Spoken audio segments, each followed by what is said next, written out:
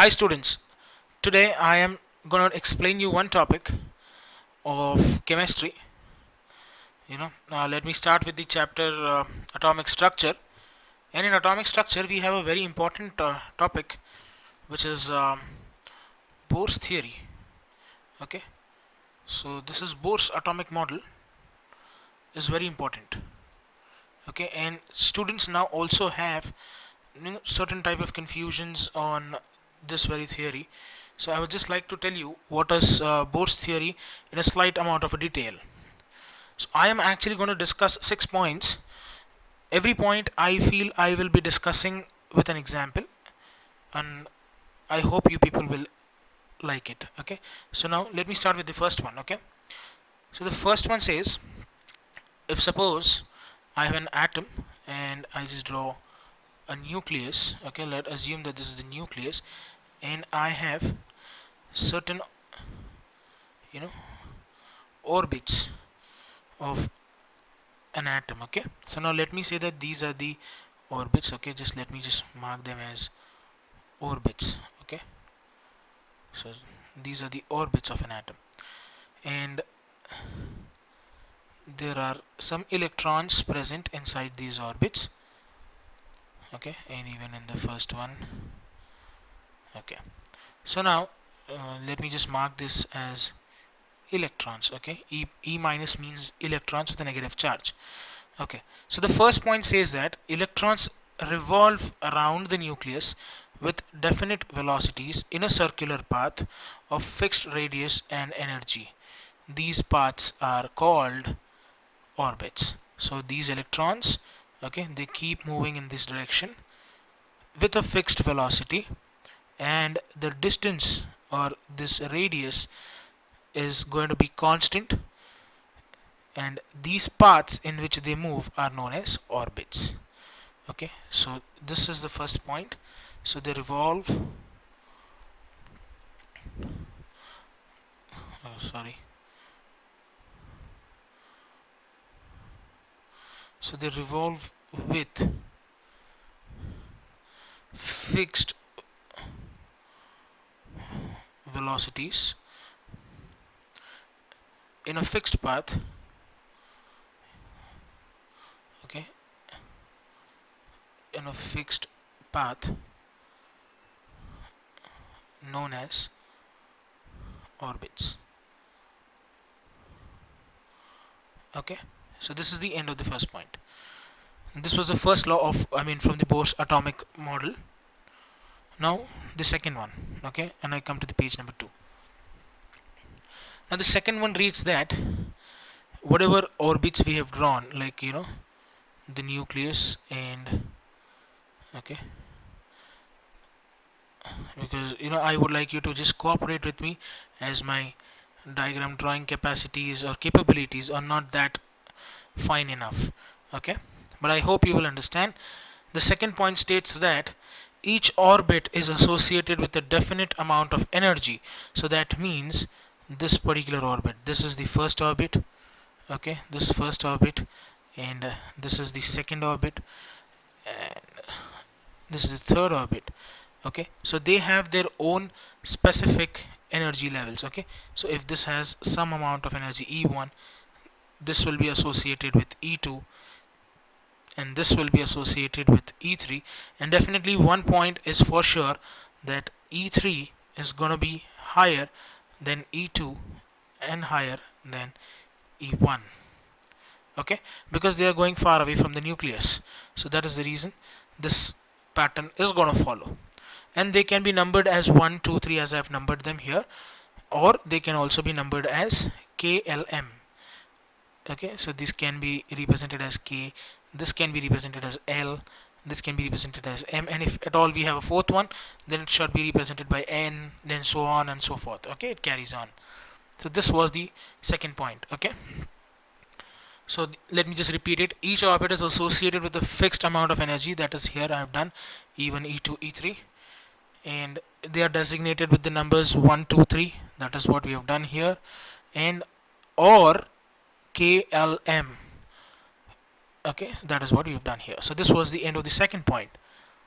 Okay, now I just turn the page for the third point. Okay, right. So now when I come back to this third point, okay, so let me just tell you the third point. Okay, the third point says that as long as the electron revolves in an orbit, it neither emits energy nor it absorbs energy. Okay, in the, when you run, suppose you are standing here, okay, and you have woken up very fresh in the morning, had a nice breakfast, and healthy breakfast, and you had some, let me say, some 100 kilojoules of energy built up in you, and then you start walking towards college. Okay, you come to college.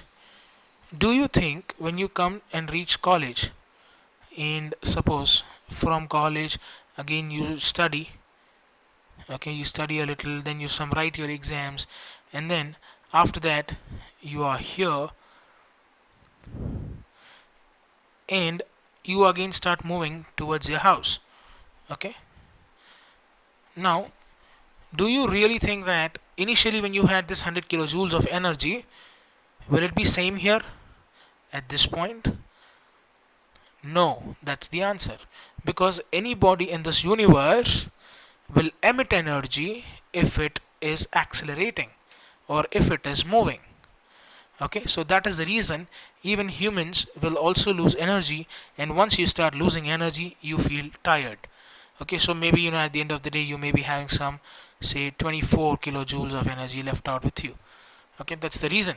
But when it comes to microparticles like electrons, and to explain the stability of an electron, the first question arised was, if an electron is continuously moving in an orbit, okay, if this is an orbit, and if an electron is moving, then it should also lose energy, and if it is losing energy, then it should come closer and closer and closer to the nucleus, and it should collapse in the nucleus.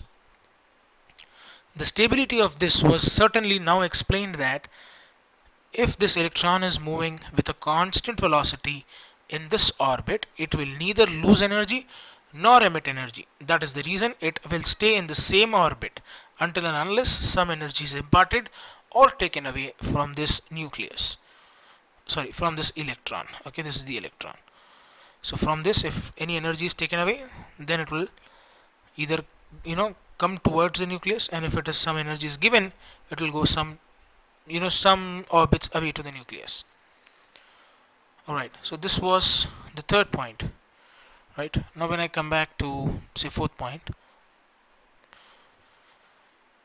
the fourth point says that the electron motion is permitted only to those energy levels in which the angular momentum of the electron is an integral multiple of h by 2 pi. Okay, so now what does this point actually means? Now suppose I again draw this as the nucleus, and this is an orbits around the nucleus. Okay,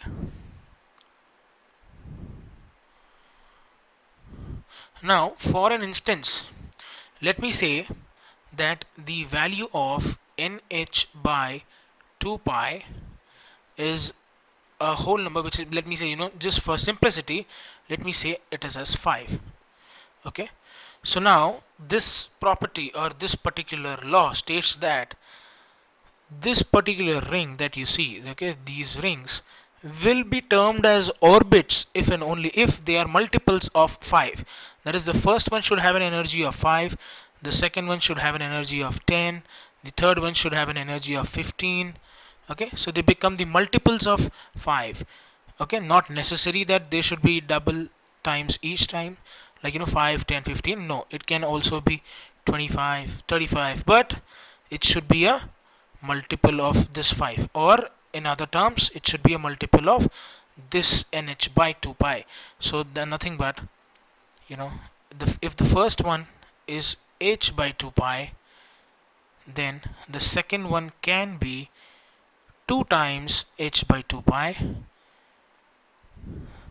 and the third one can be 3 times h by 2 pi, and so on and so forth. Okay, so these are the multiples, like 1h by 2 pi, 2h by 2 pi, 3h by 2 pi. So these are the integral multiples of h by 2 pi. That is why they say it is nh by 2 pi.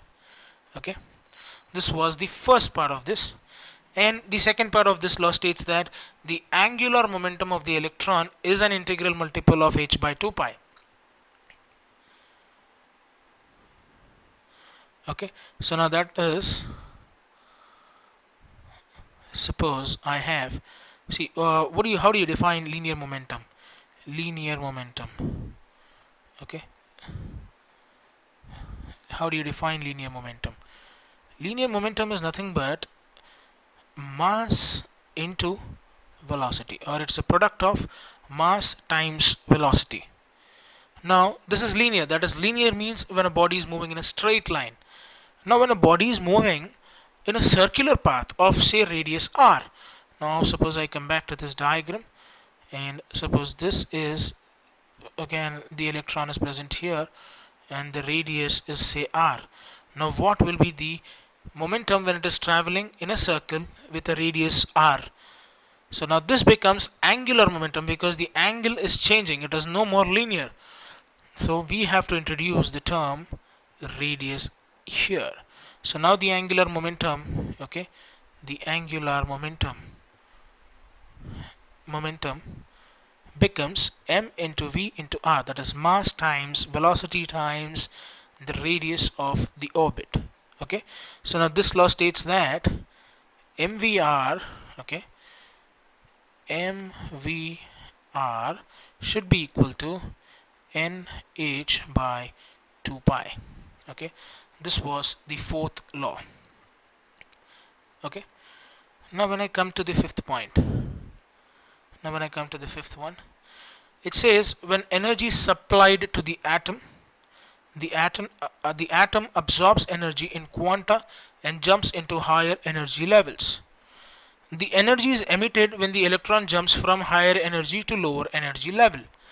The energy released in the form of radiation appears in the form of a line in the atomic spectrum. The energy released, delta E, is given by E2 minus E1 equals h nu. Okay, so I'll just explain you what does this point mean. Okay, now this consider again, and I hope I'm getting better by better. Oh no, I'm still worse in drawing diagrams. Okay, anyways, assume these are the orbits, and now if an electron is in this first orbit, and now if it wants to jump to this orbit, as I told you, this first orbit, if suppose it has an energy E1, and if this orbit has an energy of E2. Now if suppose, let me just give it by a numerical example.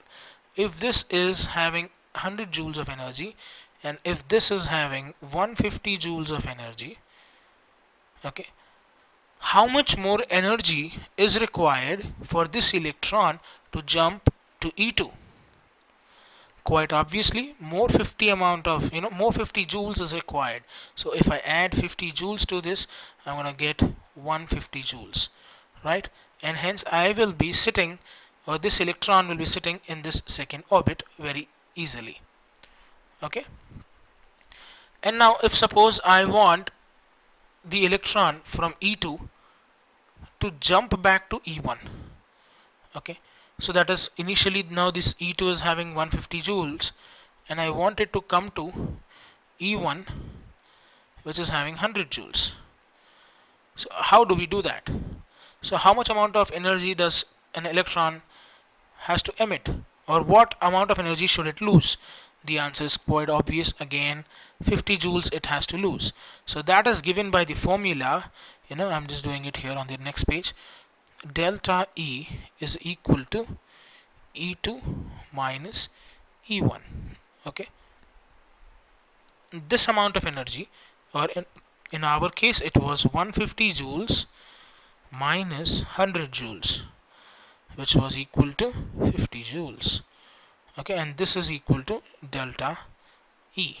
Okay, now whenever energy is released, some radiations are caused, and these radiations come under a pattern of lines. Okay, these radiations are observed as lines, and now these lines are known as spectrum. Okay, Now since these lines are appearing for an atom, so these are known as atomic spectrum. Okay. Now when we go back to, I hope everybody knows that what do you mean by m, v and r. M stands for this mass, velocity, radius. This n stands for the number of orbits. H stands for Planck's constant. Okay, let me just write it as Planck's constant. Okay, and this is number of the orbit. Number of the orbit. Okay. All right. Now the next very important point of this topic. Okay. Now let me just draw again.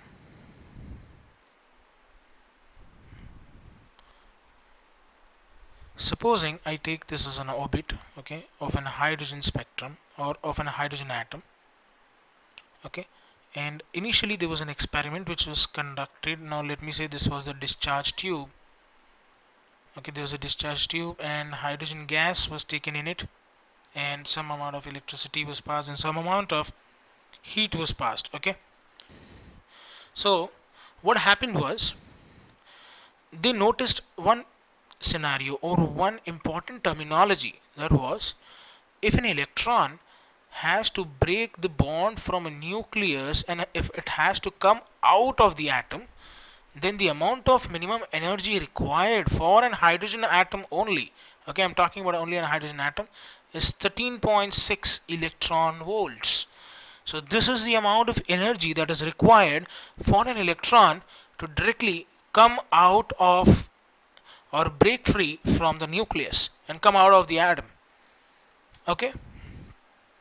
Now what happens if I give, say, 10 electron volts of energy? What will happen? Certainly it will not stay in its same orbit. It will jump to some other orbit, right? But it will not come out of the atom, right? I hope this point is clear to everyone. Now if an electron is jumping back, say, from this second orbit to the first orbit, okay, so from second orbit to the first orbit, as I told, if energy is emitted out, then radiations are caused, and these radiations are observed, okay, in the form of spectral lines. So now I can just, in short, I can just tell you, if energy is emitted, if energy is emitted by an electron,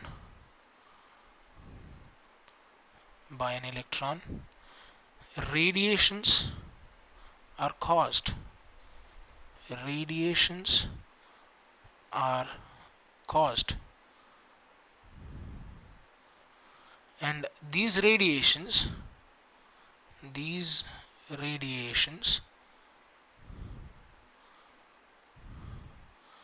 form or are observed as spectral lines. Okay. Now many of you must be having a doubt on what do you mean by spectral or spectrum. Okay, spectrum is nothing but, it stands for image. Okay, it stands for image. Or if you want to see what is radiation, if you want to see the image of radiation, then it is nothing but spectrum of radiation. Okay, how is radiation caused, or how do I see radiation? Then it is formed or it is seen as spectrum lines or radiational lines. Okay, so now there are 5 types of radiations that we know. The first one is Lyman series. Okay, Lyman series. So I'll just write down as Lyman series. Okay, the next one is Balmer series. Next is Paschen series.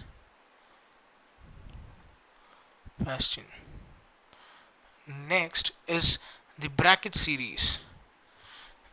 and it is written as BRACKETT,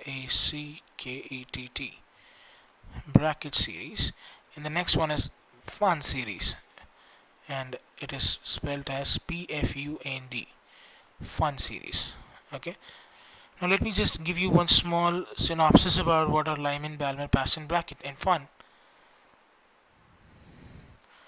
Okay, so now when I come to Lyman, okay, Lyman series. Now if an electron is jumping from n is equal to 2 comma 3 comma 4 or any higher orbits, okay, let me just say higher orbits, okay, from these higher orbits to the very first orbit, that is n is equal to 1. So from any orbit to n is equal to 1, and the radiations so observed or the lines so observed are known as Lyman series. Simple is it? Sorry, only one n. Lyman series. Simple. Now similarly, when I go for Balmer, okay, when I go for the Balmer series, or before that, I would just like to tell you these Lyman series are observed in ultraviolet region, that is UV region. Okay, these are found in UV region. Now Balmer series from say n is equal to 3 to 4, 5, 6, or from any higher orbits or any higher orbits. If an electron is giving out some amount of energy and is coming to the lower orbit, and if that lower orbit happens to be orbit number 2, then the radiations so observed or the spectral lines so observed are known as Balmer series. So simple. And these series are seen in visible region. Okay, these are found in visible region. Alright, now when I go for say Paschen series, yes, you must have guessed it right. Now let me say, if an electron from any higher orbit of say 4, 5, 6, 7, dot dot dot dot, any higher orbits, okay, so from any higher orbits is jumping from these higher orbits to say n is equal to 3, okay, it is jumping by releasing any amount of energy, that is the energy release is going to be E2 minus E1, okay, the E2 minus E1, and this is there in all cases. So if an electron jumps from these higher orbits of 4, 5, 6, 7, dot dot dot to n is equal to 3 specifically, then the radiations or spectral lines so observed are known as Paschen series. Okay, and similarly for bracket, or okay, before that I would just like to tell this is formed near infrared region, IR, near infrared region. IR stands for infrared. Now when I go for bracket series, okay, when I go for bracket, it's obvious that if an electron from n is equal to 5, 6, 7, 8, or any higher orbits jumps to n is equal to 4 specifically, then the radiations or spectral lines so observed are known as bracket series. Okay, now this series is observed in middle IR, or that in the middle of the infrared region. Okay, this is formed in middle of the infrared region. Now I just go for the last one, which is fun series. Okay, when I go for the fun, then it is quite obvious that any electron from n is equal to 6, 7, 8, 9, or any higher orbit jumps to n is equal to 5 specifically, then the radiations so observed by the emission of radiations of electrons is known as fun series.